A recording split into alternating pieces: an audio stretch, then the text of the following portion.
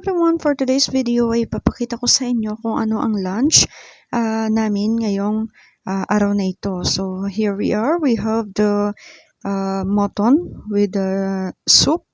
Ayan. So literally pagkain po yan dito sa Middle East. Yes po. So isa yan sa mga paborito nila. At simula nang matikman ko yan ay nagustuhan ko na rin naman talaga. And we have here the bread. Opo. So dito, mas madalas o mas literal na kinakain nila kasama ng ulam ang mga ganitong bread or meron pa yung isang tinatawag na kubus. Yan. So hindi sila masyadong mahilig sa kanin. Instead of kanin ang kakainin nila kasama ng ulam ay yung mga ganitong bread na lang din. And habang kumakain nga kami ay naisipan namin na gumawa na lang din ng strawberry banana shake. Ayan. So, sabi namin parang masarap yatang uminom ng shake habang kumakain ng lunch. Kaya eto, at ginagawa na nga namin, nagbalat lang kami ng mga saging. Siguro mga 4 na pirasong saging yan. Tapos, strawberry, ayan po, yung saging. 4 na piraso yata yan. Oo, or 3.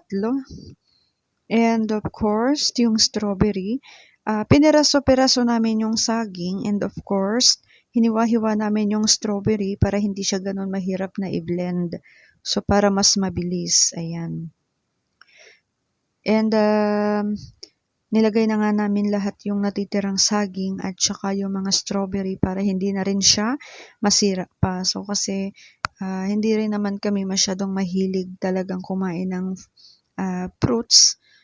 Pero mahilig kami sa mga shake kaya minsan ginagawa na lang din namin talagang shake yung mga fruits dito.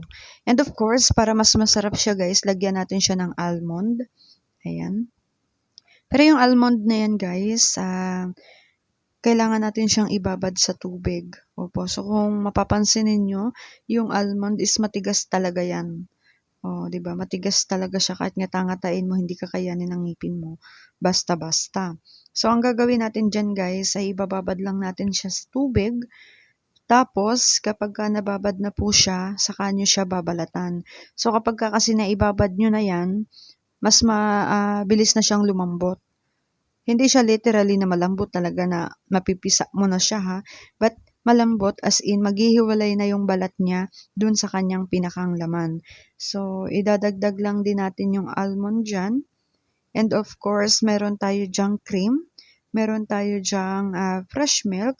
And lalagyan din namin siya ng asukal later dahil mahilig nga kami sa matamis. So ito guys yung almond na sinasabi ko. So ganito yung magiging itsura niya kapag natanggalan nyo siya ng balat. Alright?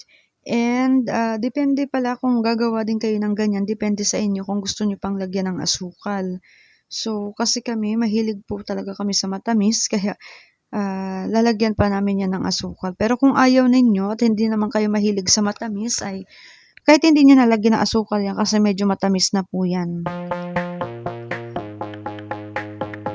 Ayan. So, saglit lang naman yan guys, talaga. Ilalagay lang talaga lahat ng ingredients and i-blend mo lang siya. At pagkatapos niyan, ay ilalagay nyo na siya sa baso or sa tasa or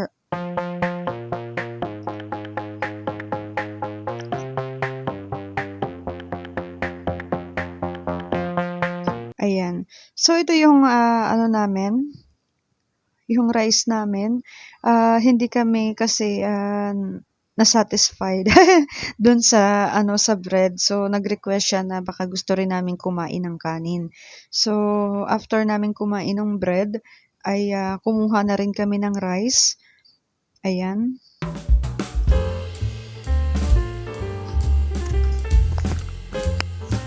So, nilagay namin yung yung cream. Tsaka yung gatas. Tapos, i-blend na po namin yan.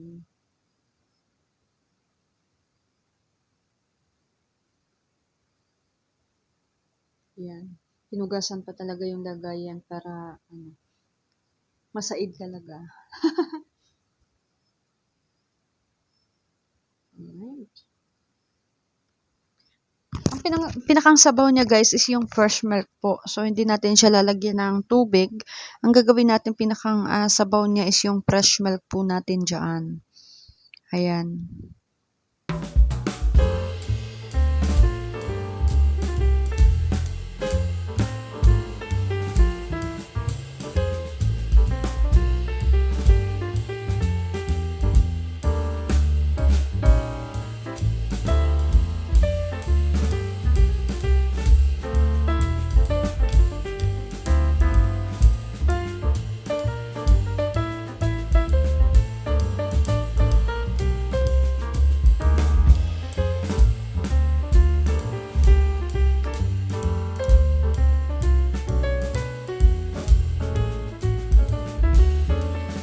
Ayan, at inibi-blend na nga po natin siya. So, sabi ko nga kanina, kapag piniraso-piraso ninyo, mabilis lang siya.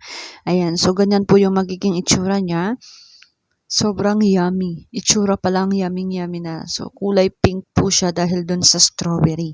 At sobrang sarap po niyan dahil pinaghalo yung lasa ng strawberry at nung banana. Tapos may konting twist nung almond na nilagay po natin kanina. Kaya guys, kung gusto nyo po ng ganyan, gumawa na rin po kayo at sobrang dali lang naman din po.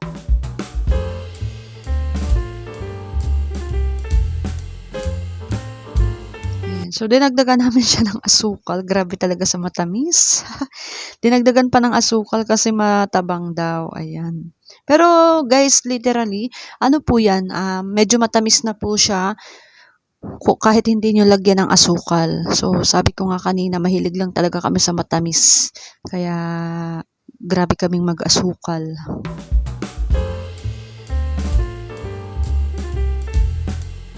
Ayan guys, yummy yummy.